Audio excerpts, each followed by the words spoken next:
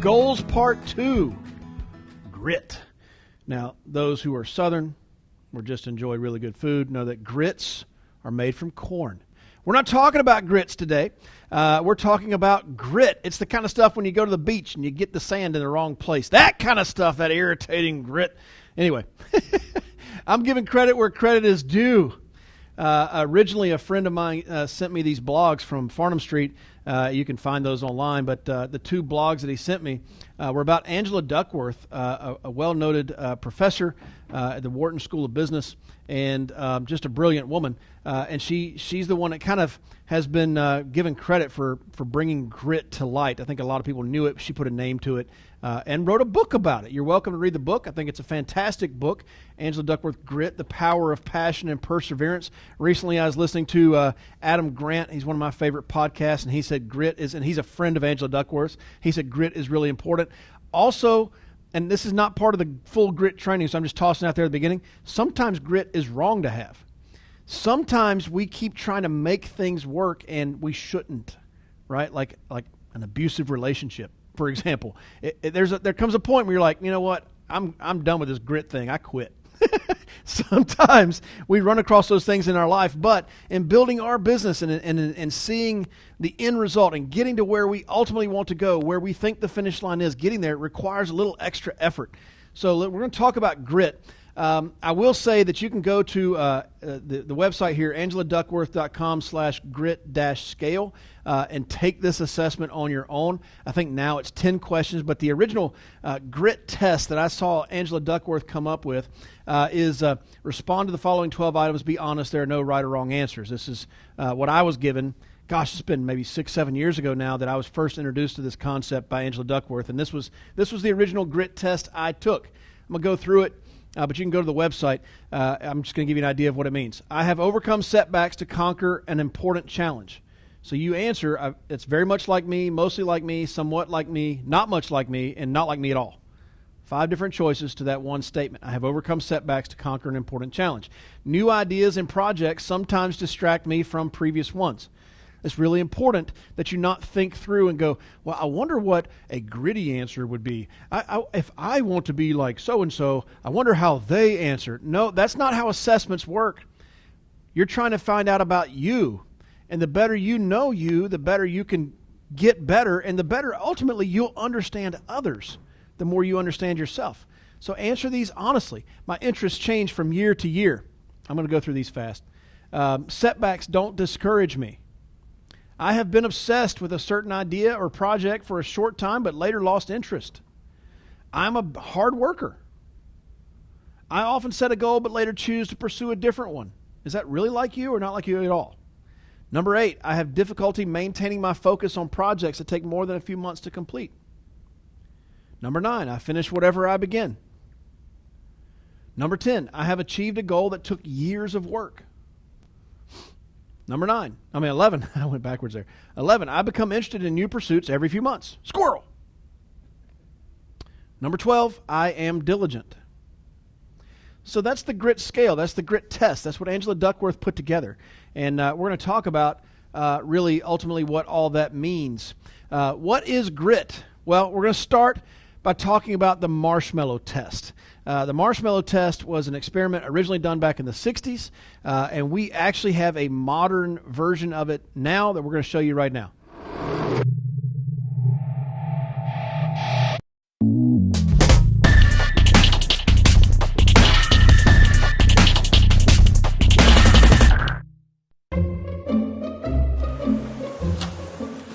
Okay, sit in that chair.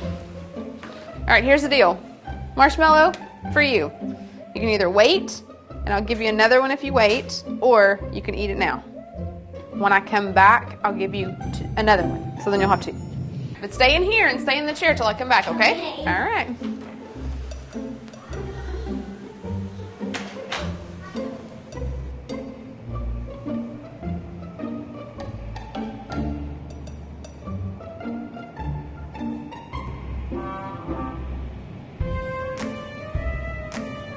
I'm going to go do something, and then I'll come back. It smells yummy. It smells really good.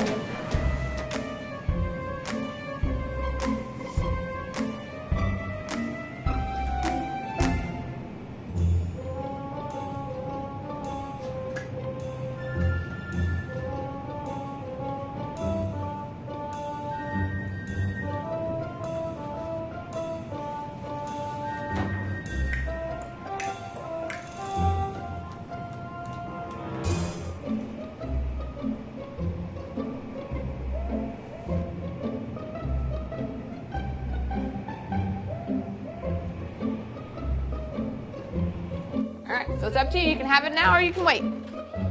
Okay?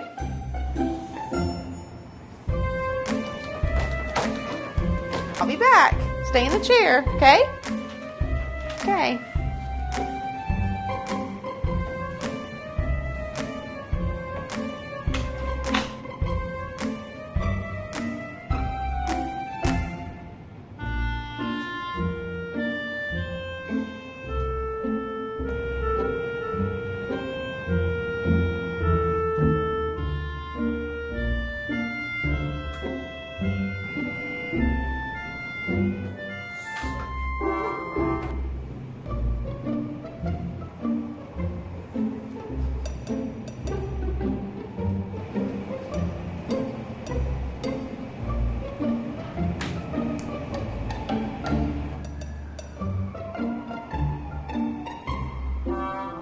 All right, so I'm going to leave and then I'll come back, okay? So you can either eat it right now or you can wait. Either way, okay? Okay.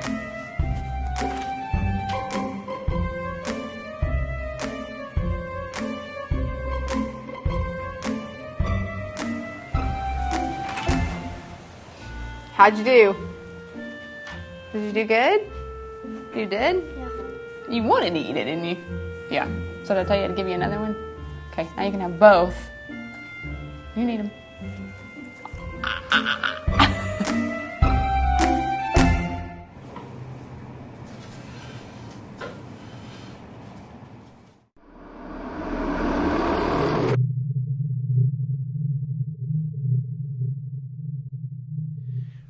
Which one did you identify with on the marshmallow test? This was a real experiment that happened back in the 60s. Of course, that was not in the 60s.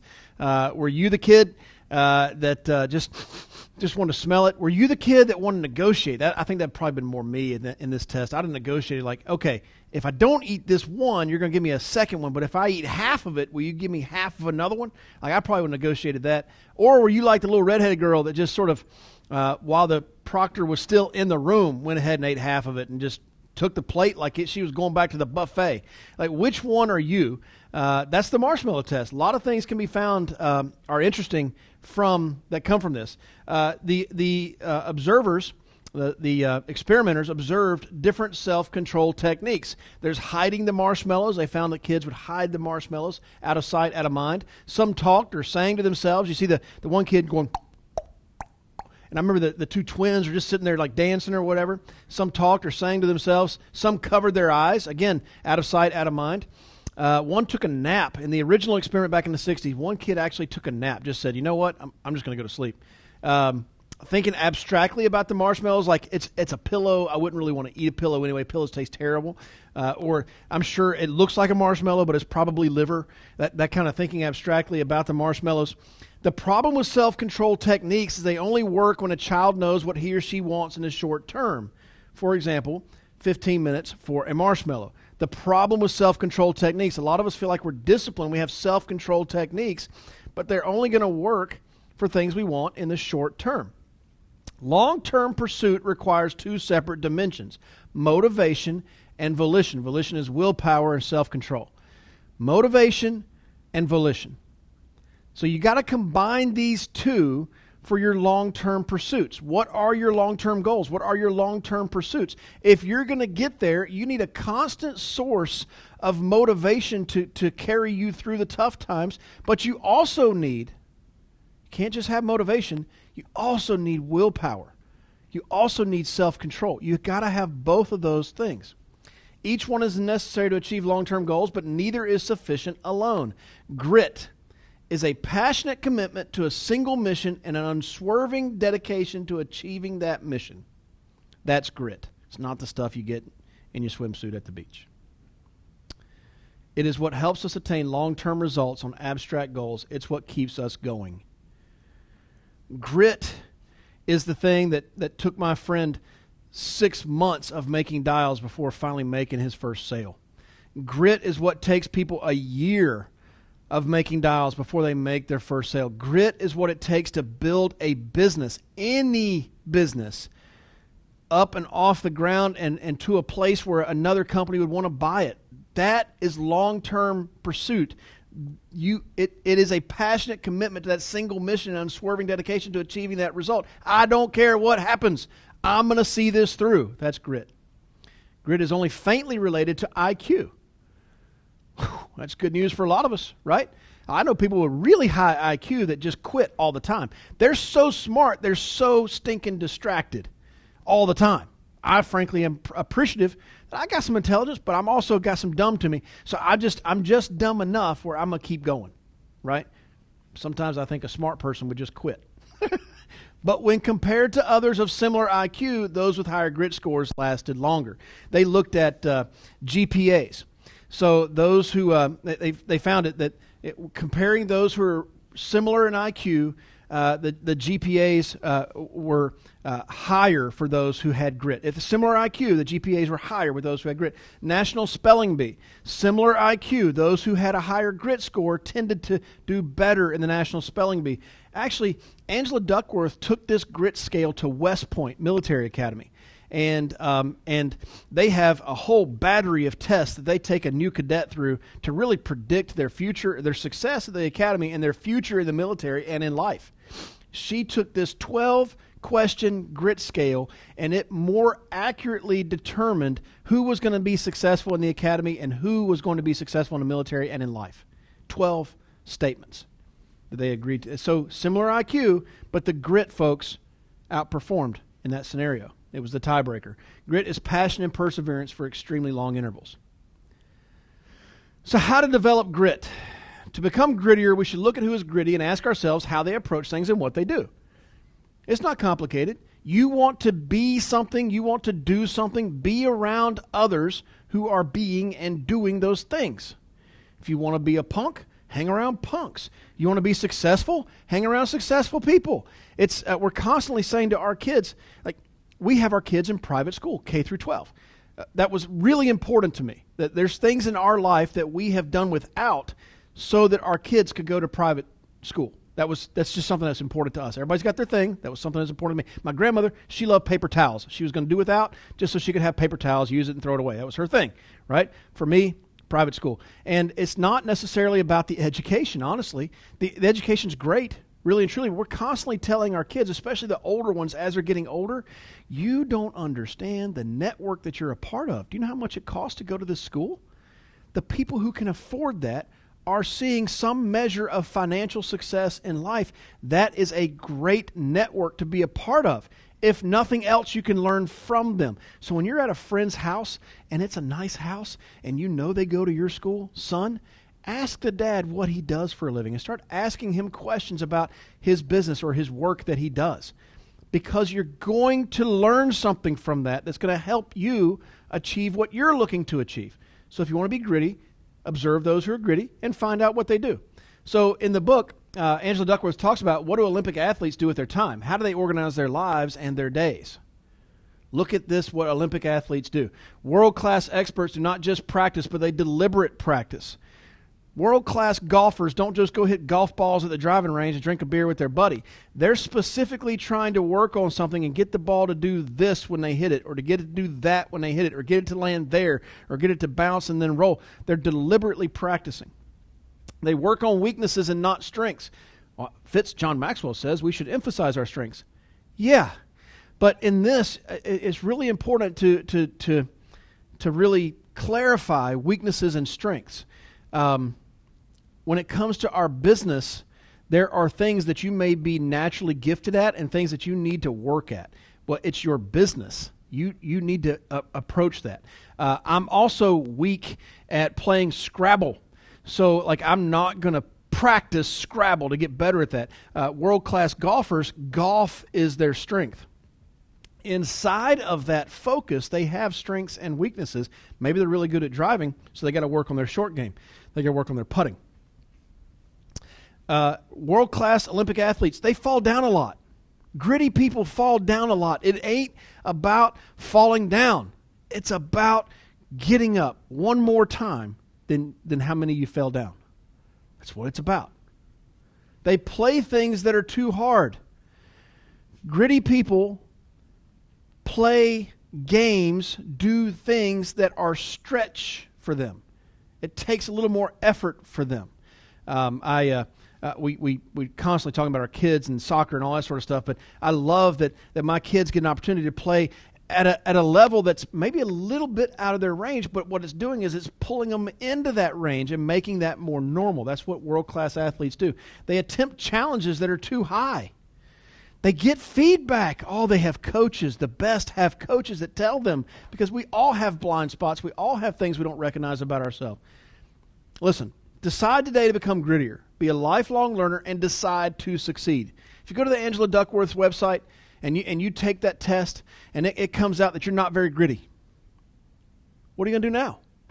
Now what you've known your whole life, now what those people, the coach, or your parent, whatever, when you were a kid, told you your whole life you're not good enough.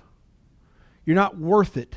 You can't do it because we've never done it. Our family is stupid, son. Our family doesn't have grit. Our family can't last. Our family can't reach long-term goals. There's never been a millionaire in our family. If you're from that and now you've taken this test and it confirms what you've always been told,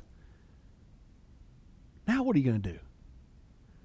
You're going to curl up in a corner and wet yourself and agree with the world that you're not enough? I'm telling you today, you are enough. You may not currently have the level of grit that you need to see the long-term goals that you're looking to achieve, but you can learn it. This is not something that you have or don't have. Take the assessment, figure out where you are, and then get with a coach that can help you get better. Be around others who are gritty and find out how they do it. Learn how they think. Learn how they see obstacles and objectives and objections. Learn. Get better. Listen, maybe you take this test and you ace it. You're valedictorian of the grit scale. Congratulations. You're super gritty. You're the sand in the crotch of life. Like maybe you're really, really, really gritty. You know what comes with that? Maybe you're also a jerk. Maybe you're so gritty that you can't take into account other people's feelings around you, and your emotional intelligence sucks. Just because you scored high on this grit test doesn't mean you're going to see long-term goals. And just because you scored low doesn't mean you're not going to. This test doesn't determine where you are, or it doesn't determine where you're going. It determines where you are. And from there, you get to decide where you want to go. So take the test and decide today to become grittier. Decide today that, you know what? Things are going to get hard because life is hard. But when it does, I'm going to push through it. And I'm going to own it. And I'll see that long-term result that I'm looking for. I hope that helps. If I can help you in any way, contact information, please let me know. Talk to you soon.